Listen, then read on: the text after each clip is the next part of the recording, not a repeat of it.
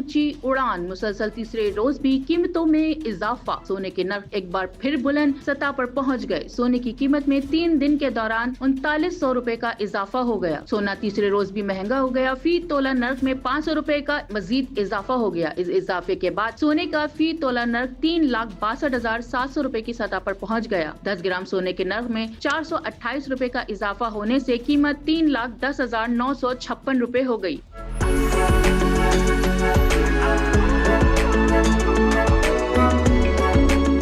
बैनुल-अक़वामी market में भी सोने के नर्ख में $5 का इजाफा हो गया है, जिसके बाद फी ऑन सोने के नर्ख $3400 हो गए। पाकिस्तान में गुज़िश्ता बरस सोने की कीमत के तायन के तरीक़ेकार में तब्दीली की गई थी, जिसके तहत सोने की कीमत इंटरनेशनल मार्केट रेट से $20 फी ऑन ज्यादा मुकर्रर की गई।